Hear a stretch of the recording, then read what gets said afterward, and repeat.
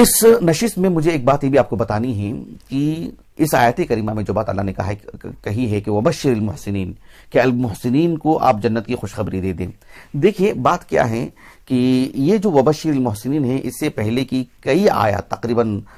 15 آیات آپ پیچھے سے پڑھتے ہوئے آئیے، اس میں مناسک الحج کا ذکر ہے، امور حج بیان کیے گئے ہیں۔ امور حج میں ایک بڑا معاملہ، ایک نمایاں پہلو یہ ہے کہ جو ہے ایک حاجی یوم النحر میں جانور ذبح کرتا ہے، یعنی اونٹ ہو، بیل ہو یا جو ہے بکرا ہو، جو اللہ رب العالمین اسے میسر کیے ہیں، جو مشروع ہیں بہیمۃ الانعام میں سے، جو اسے میسر ہے وہ اسے ذبح کرتا ہے۔ ایسے میں اس آیت کریمہ کی تفسیر میں بعض مفسرین ایک حدیث پیش کرتے ہیں، وہ حدیث سندن ضعیف ہے، ناقابل احتجاج ہے۔ اس سلسلے میں کچھ تفصیلی باتیں میں آپ کے سامنے رکھتا ہوں۔ ایک حدیث ہے جسے امام ابو عبداللہ الحاکم رحمہ اللہ اپنے المستدرک علی الصحیحین میں حسن ابن علی بن ابی طالب رضی اللہ عنہما ان کے طریق سے ایک روایت لاتے ہیں، لیکن وہ حدیث سندن ضعیف ہے۔ اس حدیث میں ہے کیا کہ حسن ابن علی رضی اللہ عنہما وہ کہتے ہیں کہ امرنا رسول اللہ صلی اللہ علیہ وسلم ان نلبس بأجود ما نجد، ان نلبس اجود ما نجد، یعنی اللہ کے رسول نے ہمیں اس بات کا حکم دی ہے صلی اللہ علیہ وسلم کہ ہم عید کے دن، عید کی مناسبت سے، یعنی عید الاضحیٰ کی مناسبت سے یا عیدین کی مناسبت سے ہم جو ہے بہتر سے بہتر لباس پہنیں، ان نلبس اجود ما نجد، جو ہمارے پاس سب سے عمدہ لباس ہے ہم اس لباس کو پہنیں، وان نتطیب باجود ما نجد، اور ہمارے پاس جو عطریات ہیں اس میں سب سے بہتر جو عطر ہوگا وہ ہم جو ہے استعمال کریں عید کے دن، اور کہا وان نضحی باسمن ما نجد، اور ہمارے پاس جو جانور ہیں سب سے موٹا تازہ اور سب سے عمدہ جو ہے ہم اسے اللہ کے راستے میں قربان کریں۔ یعنی وبشر المحسنین، اللہ رب العالمین کی عبادت میں جو احسان کا جو پہلو ہے،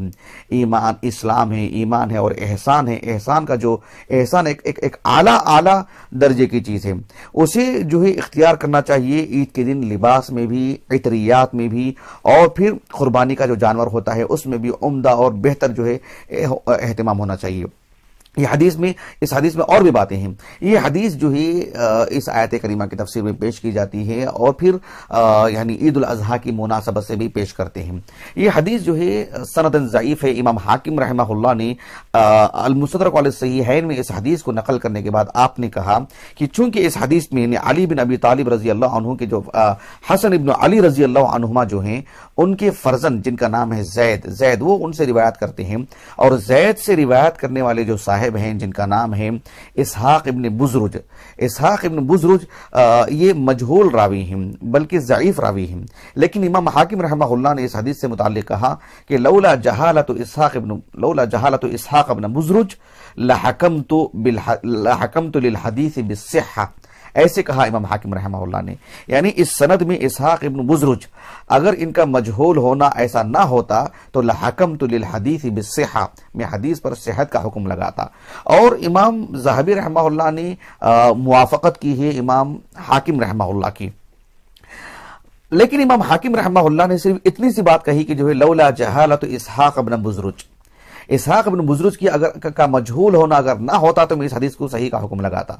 تو تعاقب کرتے ہوئے امام حاکم رحمہ اللہ کی اس بات پر ابن الملقن رحمہ اللہ، سراج الدین ابو حفص عمر ابن علی جو علمی دنیا ابن الملقن سے جانے جاتے ہیں، 804 ہجری سے وفات ہے، حافظ ابن حجر رحمہ اللہ کے شیخ ہیں، مصری عالم، معروف عالم دین۔ تو ابن الملقن رحمہ اللہ کی ایک کتاب ہے جس کا نام ہے تحفۃ المحتاج الی ادلۃ المنہاج، جو امام محی الدین النووی رحمہ اللہ کی جو کتاب ہے منہاج الطالبین فی عمدۃ المفتین، مجلد ہے تقریباً 400 صفحات کے آس پاس۔ وہ کتاب تو میرے پاس نہیں ہے لیکن شاملہ میں موجود ہے وہ کتاب۔ تو وہ کتاب علمی دنیا میں اور خاص کر فقہ شافعیہ کے اعتبار سے وہ کتاب کی کافی شہرت ہے اور بہت ہی مفید کتاب ہے، اور اہل علم اس کو پڑھتے پڑھاتے ہیں۔ کئی اہل علم نے اس پر حواشی لکھی، شروحات لکھی، اس پر جو ہے مطلب بہت کچھ ہوا ہے۔ تو ابن الملقن رحمہ اللہ نے بھی جو ہے اس کی شرح لکھی ہے۔ ابن الملقن رحمہ اللہ نے اس کا میں نے مقدمہ پڑھ کے دیکھا تو آپ نے کہا کہ جو ہے میں اس میں صرف صحیح احادیث کے ذریعے سے شرح کروں گا، یا حسن درجے کے جو احادیث ہیں، ضعیف احادیث قطعاً نہیں لاؤں گا۔ اس کتاب کی امتیازی خصوصیت آپ نے گویا کہ بتائی ہے اور آپ نے الفاظ میں لکھا ہے۔ اور کہا ہے کہ جو ہے ضعیف روایت بس اس حد تک وہ نقل کریں گے کہ جو ہے تنبیہ کرنے کے لیے. تو اس روایت پر آپ نے یعنی تنبیہ کی ہے. اور امام حاکم رحمہ اللہ کا یہ کہنا کہ اسحاق ابن بزرج کا مجہول ہونا نہ ہوتا تو لا حکمت للحدیث بالصحہ، تو ابن الملقن رحمہ اللہ نے کہا کہ یہ مجہول نہیں ہے. کہا کہ ولیس بمجہول فقد ضعفہ الازدی، کہا کہ یہ راوی مجہول نہیں ہے بلکہ یعنی ان سے متعلق معلومات اس حد تک ہیں کہ جو ہے انہیں ضعیف کہا گیا ہے. اور رہا مسئلہ کہ جو ہے الازدی وہ کون ہے، ابو الفتح الازدی ہیں جو 34 صدی ہجری کے اواخر میں 374 ہجری سے وفات ہے، یا ابو محمد الازدی ہیں سعید بن عبد الغنی جن کا انتقال جو ہے 402 یا اس کے بعد جو ہے ہجری سنہ وفات ہے آپ کا. بہرحال کہا کہ انہوں نے ان کو ضعیف کہا ہے، اور کہا کہ ووثقہ ابن حبان، حافظ ابن حبان رحمہ اللہ کی توثیق کا جو قضیہ ہے وہ ایک مستقل قضیہ ہے، فی الحال میں اس پر تفصیلی گفتگو نہیں کر سکتا ہوں. یہ بات ابن الملقن رحمہ اللہ نے کہی ہے. شیخ محمد ناصر الدین البانی رحمہ اللہ نے تمام المنہ میں فقہ السنہ پر جو آپ نے تعلیقات ہیں آپ کی، تو سید سابق رحمہ اللہ نے عید کے مسائل بتاتے ہوئے عید کے دن ایک مسلمان کا لباس کیسا ہونا چاہیے اور اللہ کے رسول صلی اللہ علیہ وسلم نے کیا لباس پہن کر کے گئے، تو وہ جو اثر لے کر کے وہ جو روایت لائے ہیں سید سابق رحمہ اللہ وہ تو سندن ضعیف ہے. شیخ البانی رحمہ اللہ نے اس کا ذوف بتاتے ہوئے جو ہے بطور تخریج آپ نے کچھ ایسی روایت نقل کی ہیں جو اس کا بدیل ہو سکتی ہیں. ساتھ میں امام شیخ البانی رحمہ اللہ نے اس روایت کو بھی پیش کیا جو امام حاکم رحمہ اللہ کی المستدرک علی الصحیحین کی ہے. لیکن شیخ البانی رحمہ اللہ نے ایک تو یہ کہا کہ امام حاکم رحمہ اللہ کا قول نقل کیا، مجھے یاد نہیں آ رہا ہے کہ امام ذہبی رحمہ اللہ کی موافقت بھی آپ نے نقل کی ہے نہیں نقل کی ہے، عادتاً آپ کرتے ہیں، فی الحال مجھے یاد نہیں ہے، غالباً نہیں کی ہیں آپ نے. بہرحال شیخ البانی رحمہ اللہ نے امام حاکم کا قول نقل کر کے اور آپ نے کہا کہ قل، تو گویا کہ آپ کی اپنی تحقیق کے اعتبار سے آپ نے بات کی، وہی بات آپ نے کہی ہے جو بات جو ہے ابن الملقن رحمہ اللہ نے کہی ہے کہ جو ہے امام ازدی رحمہ اللہ نے ان کو ضعیف کہا ہے اور ابن حبان رحمہ اللہ نے ثقات التابعین میں جو ہے ان کو شمار کی ہیں. البتہ شیخ البانی رحمہ اللہ نے ایک زائد بات یہ کہی ہے کہ امام ابن حبان رحمہ اللہ نے ان کو الثقات میں ثقات التابعین کے زمرے میں شمار کرتے ہوئے وہ سند بھی نقل کی ہے کہ جو ہے زید ان کے والد حسن سے، اور وہ حسن سے روایت کرتے ہیں، یعنی زید اسحاق ابن بزرج عن زید، وہ زید سے روایت کرتے ہیں، عن ابی ہے، اور وہ اپنے والد سے یعنی حسن بن علی رضی اللہ عنہما سے روایت کرتے ہیں. شیخ البانی رحمہ اللہ نے ابن حبان رحمہ اللہ کی اس عبارت کو نقل کر کے کہا کہ بہت ممکن ہے کہ ابن حبان رحمہ اللہ نے اس روایت کی طرف جو ہے اشارہ کیا ہے جسے امام بخاری رحمہ اللہ نے اپنے تاریخ الکبیر میں جو ہے نقل کی ہے. میں نے بھی مراجعہ کیا، تاریخ الکبیر کھول کر کے دیکھا، اس میں اسحاق ابن بزرج یا اسحاق ابن بزرج، اس میں اسحاق ابن بزرج لکھا ہوا ہے، اور بعض روایتوں میں جیسے امام حاکم رحمہ اللہ کی جو المستدرک ہے اس میں جو ہے جو عبارت پر جو اعراب لگا ہوا ہے اس میں اسحاق ابن بزرج ہے. بہرحال اسحاق ابن بزرج کے نام کے تحت امام بخاری رحمہ اللہ نے جو یہی روایت نقل کی ہے کہ لیث ابن سعد الفہمی رحمہ اللہ وہ اسحاق ابن بزرج سے روایت کرتے ہیں، اور اس میں روایت تو یہی ہے امرنا رسول اللہ صلی اللہ علیہ وسلم ان نلبس اجود ما نجد، لیکن اس میں نہ زید کا ذکر ہے، اسحاق ابن بزرج تک جو ہے روایت ہے، اس میں نہ زید کا ذکر ہے، نہ اس میں ان کے والد حسن بن علی رضی اللہ عنہما کا ذکر ہے تاریخ الکبیر میں. یہی بات شیخ البانی رحمہ اللہ نے کہی، اور شیخ البانی نے ساتھ میں یہ بھی کہا کہ وَلَعَلَّهُ الصَّوَابُ، کہ یہی درست ہو سکتا ہے. گویا کہ شیخ البانی رحمہ اللہ نے امام حاکم رحمہ اللہ کی المستدرک سے جو یہ روایت ہے اس کو ضعیف کہا ہے، ناقابل احتجاج روایت ہے. یہاں پر ایک دلچسپ اور لطیف بات یہ ہے جو علم حدیث پڑھنے والے طلباء کے لیے بہت ہی مفید ہوگی، وہ یہ کہ امام حاکم رحمہ اللہ نے اس حدیث کو ضعیف کہا ہے، یعنی صحیح تو نہیں کہا ہے. اپنے کہا لولا جہالت اسحاق ابن بزرج لحکمت للحدیث بالصحہ، یہ بات آپ نے کہی ہے. لیکن دلچسپ بات یہ ہے کہ اسحاق ابن بزرج جو اس روایت کا یعنی مؤثر راوی ہیں، ان کے مجہول ہونے کو لے کر کے امام حاکم رحمہ اللہ نے اس حدیث کو صحیح کہنے سے جو ہے مطلب آپ نے اجتناب کیا. لیکن دلچسپ بات یہ ہے کہ اسحاق ابن بزرج سے جو صاحب روایت کرنے والے ہیں وہ عالم اسلام کے مشہور مصری عالم دین لیث ابن سعد الفہمی رحمہ اللہ ہیں. اس نقطے کو آپ سامنے رکھیے گا. بات کیا ہے؟ بات یہ ہے کہ امام حاکم رحمہ اللہ نے یہ جو حدیث ہے المستدرک علی الصحیحین کی تقریباً ایک میں سمجھتا ہوں 10-12 حدیثیں پہلے آپ جائیے، اس میں ایک طویل روایت ہے جس میں جو ہے اللہ کے رسول صلی اللہ علیہ وسلم نے ابراہیم علیہ السلام کے کا ایک قصہ سنائے ہیں کہ ابراہیم علیہ السلام کے زمانے کا کوئی قصہ جو ہے اس روایت میں مذکور ہے. حدیث بہت طویل ہے. امام حاکم رحمہ اللہ نے اس حدیث کی سند کو صحیح کہا ہے. سند کو صحیح کیوں کہا ہے؟ امام حاکم رحمہ اللہ نے اس روایت کو جو حدیث جابر ہے اور دو سندوں سے لے کر کے آئے ہیں. دیکھیں آپ غور کیجئے، جابر رضی اللہ عنہ سے روایت کرنے والے محمد بن المنکدر ہیں جو آپ سے کثرت سے تلاوت کرتے ہیں. محمد بن المنکدر رحمہ اللہ جابر رضی اللہ عنہ کے اخذ تلامذہ میں سے ہیں، کثرت سے ان سے روایت کرنے والے میں سے ہیں. محمد بن المنکدر جو صاحب ہیں ان سے روایت کرنے والے جو راوی ہیں ان کا نام ہے سلیمان ابن حرم القرشی. سلیمان ابن حرم القرشی یہ ضعیف ہیں. حافظ ابن حجر وغیرہ نے میزان الاعتدال میں لسان المیزان میں اور جو میزان الاعتدال میں بھی ان کا ذکر ہے اور ان کو ضعیف کہا ہے. لیکن سلیمان ابن حرم قرشی ان سے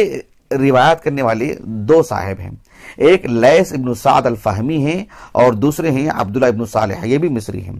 امام حاکم رحمہ اللہ نے دو سندوں سے لے کر کے آئے ہیں. ایک عبداللہ ابن صالح سے متعلق امام احمد بن حنبل اور اہل علم کی ایک جماعت نے اس روایت کو ضعیف کہا ہے. اسی وجہ سے امام حاکم رحمہ اللہ نے اس پر اکتفا نہیں کیا ہے. یعنی عبداللہ بن صالح روایت کرتے ہیں سلیمان ابن حرم قرشی سے اور وہ محمد بن منکدر سے اور وہ یعنی جابر رضی اللہ عنہ سے. تو اس سند پر گویا کہ امام حاکم رحمہ اللہ کو بھی کہیں نہ کہیں خلل رہا ہے عبداللہ بن صالح کی وجہ سے. اسی وجہ سے آپ نے تحویلاً ایک اور روایت لے کر کے آئے ہیں کہ یحییٰ بن بکیر روایت کرتے ہیں لیث بن سعد الفہمی سے اور لیث بن سعد الفہمی روایت کرتے ہیں سلیمان ابن حرم قرشی سے اور وہ آگے کی وہی روایت ہے. اب امام حاکم رحمہ اللہ نے اس سند کو ذکر کرنے کے بعد آپ نے کہا کہ گویا کہ جو پہلی جو سند تھی جس میں جو ہے سلیمان ابن حرم قرشی سے روایت کرنے والے عبداللہ بن صالح ہیں اور گویا کہ امام حاکم رحمہ اللہ کو کہیں نہ کہیں جو ہے مطلب ایک طرح سے عدم اعتماد کی بات ہے سلیمان ابن حرم قرشی سے روایت کرنے والے جو عبداللہ بن صالح ہیں، کیونکہ وہ تو ضعیف ہیں. امام احمد بن حنبل اور ایک جماعت اہل علم کی ضعیف کہا ہے. لیکن جو عبداللہ بن صالح جن سے روایت کرتے ہیں سلیمان ابن حرم قرشی، ان سے متعلق امام حاکم رحمہ اللہ نے کہا کہ وہ اہل شام کے زہاد میں سے ہیں. اہل شام کے زہاد میں سے ہونا وہ ان کے یعنی قابل احتجاج راوی ہونے کو جو ہے مطلب کوئی لازمہ نہیں ہو اس کا. لیکن امام حاکم رحمہ اللہ نے ایک دوسری سند سے جو ہے روایت لے کر کے آتے ہیں کہ سلیمان ابن حرم قرشی سے روایت کرنے والے لیث ابن سعد الفہمی ہیں. لیث ابن سعد الفہمی رحمہ اللہ بھی جو روایت کر رہے ہیں سلیمان ابن حرم سے، امام حاکم رحمہ اللہ نے اس حدیث کو صحیح کہا ہے اور صحیح کہتے ہوئے آپ نے دو باتیں ذکر فرمائی ہیں. ایک تو کہا کہ سلیمان ابن حرم قرشی جو ہے یہ من زہاد الشامیین، ایسے آپ نے کہا. ساتھ میں دوسری بات یہ کہا کہ جو ہے واللیث ابن سعد الفہمی لا یروی عن المجہولین، کہ لیث ابن سعد الفہمی رحمہ اللہ مجہولین سے روایت نہیں کرتے ہیں. آپ دیکھو امام حاکم نے اس سند کے اختتام میں کہا کہ لیث ابن سعد الفہمی رحمہ اللہ مجہولین سے روایت نہیں کرتے ہیں، گویا کہ سلیمان ابن حرم قرشی ان سے متعلق جو ہے جو والا جو معاملہ تھا اس کو جو ہے آپ ختم کر رہے ہیں اور کہا کہ لیث ابن سعد الفہمی کا مجہولین سے روایت کرنا چونکہ واقعاتاً ہے ہی نہیں ہے، وہ کسی مجہول راوی سے روایت کرتے ہی نہیں ہیں لیث ابن سعد الفہمی رحمہ اللہ، لہٰذا یہ حدیث سنداً صحیح ہے. یہ کہنا مقصود امام حاکم کو رحمہ اللہ. اللہ جزائے خیر دے شیخ محمد ناصر الدین البانی رحمہ اللہ کو آپ نے المستدرک علی الصحیحین کی جو طویل روایت ہے حدیث جابر اس کو الضعیفہ میں نقل کر کے ایک اس کو آپ نے ضعیف کہا ہے. ساتھ میں آپ نے امام حاکم رحمہ اللہ پر تعجب کا اظہار کیا ہے کہ امام حاکم رحمہ اللہ ایک طرف تو اس طویل روایت کو صحیح کہنے کی جو بنیادی وجہ آپ کے پاس ہے وہ یہ کہ لیث ابن سعد الفہمی لا یروی عن المجہولین، کہ لیث ابن سعد الفہمی مجہولین سے روایت کرتے ہی نہیں ہیں. شیخ البانی رحمہ اللہ نے کہا کہ وہذا دعوی مجردہ، یہ ایک محض دعویٰ ہے لا دلیل علیہ، اس کی کوئی دلیل نہیں ہے. یعنی کسی عالم دین، کسی محدث نے، جرح و تعدیل کے کسی امام نے یہ بات کہی ہے کہ لیث بن سعد الفہمی رحمہ اللہ لا یروی عن المجہولین، ایسا کوئی قاعدہ ہے؟ جیسے کہ شعبہ بن حجاج رحمہ اللہ سے متعلق ہے کہ جو ہے لا یروی عن المدلسین، بالصراحت ہے. اور اس بنیاد پر جو ہے آپ کا کسی مدلس راوی سے روایت کرنا اس کی جو ہے مطلب یعنی اس کی تدلیس کی انتفاع کے لیے کافی ہے. لیکن کیا امام حاکم رحمہ اللہ کا یہ کہنا کہ لیث بن سعد الفہمی رحمہ اللہ مجہولین سے روایت نہیں کرتے ہیں، یہ ایسا دعویٰ ہے، اس کی کوئی دلیل نہیں ہے. شیخ البانی رحمہ اللہ نے ایک دلچسپ بات یہ کہی کہ والحاکم نفسہ اول من یناقضھا، کہ اس دعوے کو باطل کرنے والے، اس دعوے کا ابطال کرنے والے، اس دعوے کو رد کرنے والے سب سے پہلے خود امام حاکم ہے رحمہ اللہ. کیسے کہ یہ جو آج ہم نے جو روایت آپ کے سامنے پیش کی ہے حدیث حسن ابن علی بن ابی طالب، اس میں آپ دیکھو امام حاکم نے کیا کہا کہ لولا جہالت اسحاق ابن بزرج لحکمت للحدیث بالصحہ، کہ اس حدیث میں اگر اسحاق ابن بزرج کا مجہول ہونا نہ ہوتا تو میں جو ہے مطلب اس حدیث کے صحیح ہونے کا حکم لگا دیتا۔ دلچسپ بات یہ کہ اسحاق ابن بزرج سے روایت کرنے والے اس سند میں بھی لیث ابن سعد الفہمی ہی ہیں۔ کیا امام حاکم رحمہ اللہ یہاں نہیں کہہ سکتے تھے کہ اسحاق ابن بزرج پہلے ہی مجہول راوی ہیں لیکن لیث ابن سعد الفہمی کے ان سے روایت کرنے کی وجہ سے ان کا جو مجہول ہونا ہے وہ جو ہے مطلب ختم ہو جاتا ہے؟ لیکن دیکھو سبحان اللہ کتنا تضاد ہے۔ اسی لیے شیخ البانی رحمہ اللہ نے کہا کہ والحاکم نفس اول من يناقضها، کہ اس دعوے کو رد کرنے والے سب سے پہلے کون ہیں؟ امام حاکم ہی ہیں۔ یہ بالکل ہی تضاد بیانی ہے۔ بہرحال یہ روایت سندن ضعیف ہے۔ البتہ مجمع الزوائد میں علامہ نور الدین الہیثمی رحمہ اللہ نے یعنی امام طبرانی رحمہ اللہ کی الکبیر کے حوالے سے ایک روایت پیش کی ہے، لیکن اس میں بھی عبداللہ بن صالح ہیں، بھلے ہی لیث ابن سعد الفہمی رحمہ اللہ کے جو پوتے ہیں عبد الملک ابن شعیب ابن لیث ابن سعد الفہمی رحمہ اللہ، انہوں نے آپ کو ثقۃ مأمون کہا ہے جیسے کہ آپ نے لکھا ہے، لیکن اس کے باوجود بھی امام احمد بن حنبل اور اہل علم کی جماعت نے آپ کو ضعیف کہا ہے۔ خلاصہ کلام یہ ہے کہ یہ روایت سندن ضعیف ہے، ناقابل احتجاج ہے۔